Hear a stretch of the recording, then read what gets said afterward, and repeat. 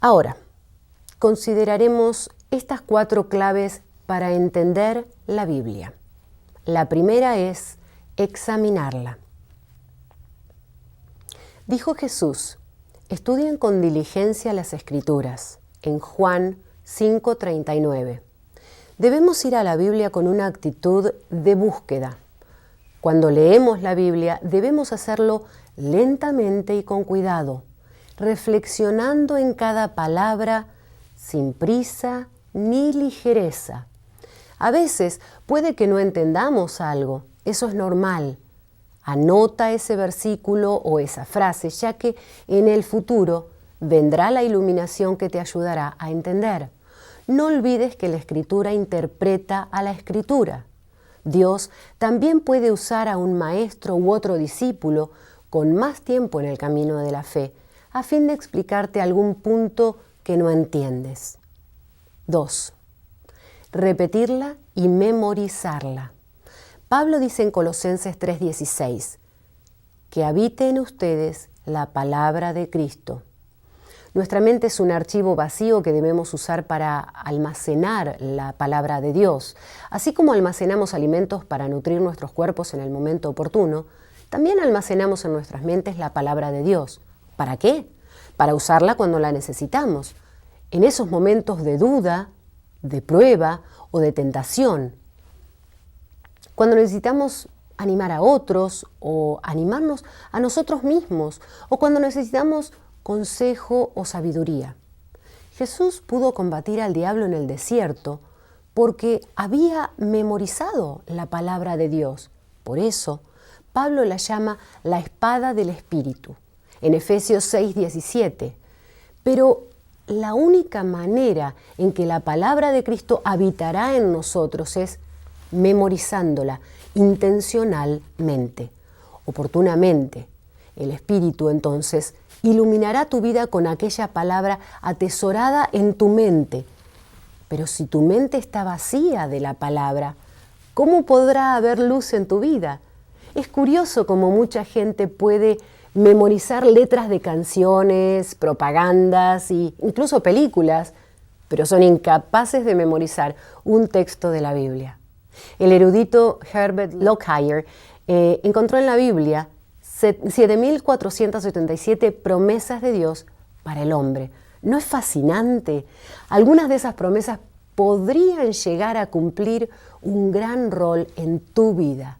Asimismo, muchos textos de la palabra de Dios le advierten al discípulo cómo debe actuar y conducirse en la vida, al tiempo que lo nutren con la verdad que les permite identificar el error y las falsas doctrinas.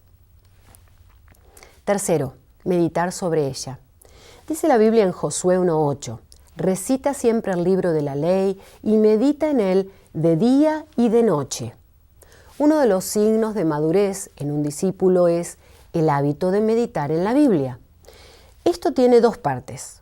Una es nuestro pensamiento mientras leemos la Biblia. La otra es nuestro pensamiento en nuestra vida diaria. Si durante el día meditamos en las Escrituras, nuestra mente se afirmará y se inclinará naturalmente hacia las cosas de Dios. Una de las causas más comunes de la superficialidad y la mediocridad espirituales radica en que nos pasamos el día pensando en las preocupaciones, los problemas, los negocios, el entretenimiento y a veces hasta en la iglesia, pero no destinamos tiempo para enfocarnos en lo que Dios está diciendo en su palabra. Cuarto, estudiarla y aplicarla en comunidad. A la lectura y estudio bíblico personal debemos agregar el hábito de hacerlo en comunidad, con la familia de Dios, la iglesia. La Biblia enseña que el discípulo de Jesús no es una entidad aislada, sino que forma parte de una familia. El estudiar y aprender la Biblia en comunidad nos ayuda a entender la importancia del cuerpo de Cristo. Muchas verdades solo pueden aprenderse o confirmarse dentro del contexto de la familia de Dios, como por ejemplo experimentar el compañerismo cristiano.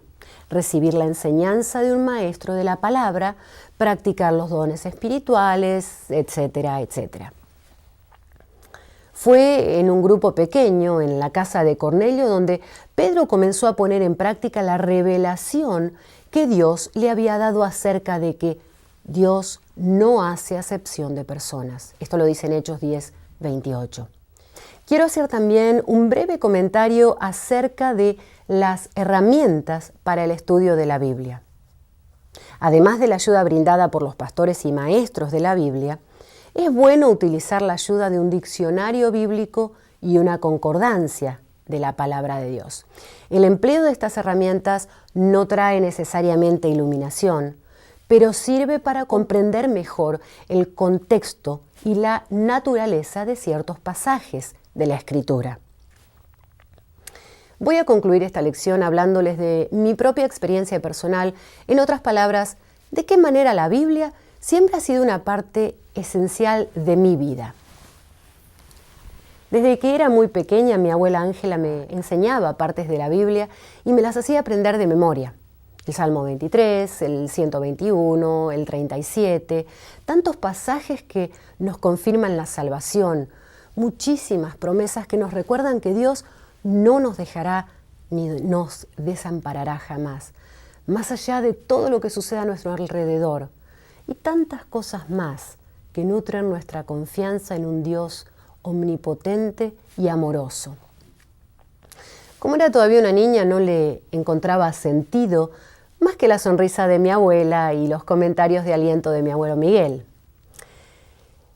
Más adelante, ya de adolescente, cuando me sentía confundida en cuanto a la carrera que debía seguir, al tiempo de terminar la escuela secundaria, muchos versículos volvían a mi mente, confirmando que el Señor estaba a mi lado, que la elección la hacíamos entre los dos. Su palabra iluminaba mi camino constantemente. Más adelante en la vida, en situaciones de dolor, de dificultades con mis hijas, en el trabajo, en la vida diaria, aquellos versículos que había aprendido tantos años atrás enderezaban mis pasos y me mostraban cuándo estaba metiendo la pata, o no debía enojarme tanto, o debía perdonar. El Espíritu Santo ha usado esos versículos a lo largo de mi vida para hablarme con claridad y darme dirección cuando más la he necesitado. Incluso hoy, que ya mis 4 abuelos están con el Señor y mi mamá también, la Biblia me asegura que yo voy hacia ellos, que llegará el día en que nos volveremos a ver juntos. Y allí, con mi esposo y mis hijas, también todos juntos disfrutaremos de la presencia eterna de Cristo en el cielo.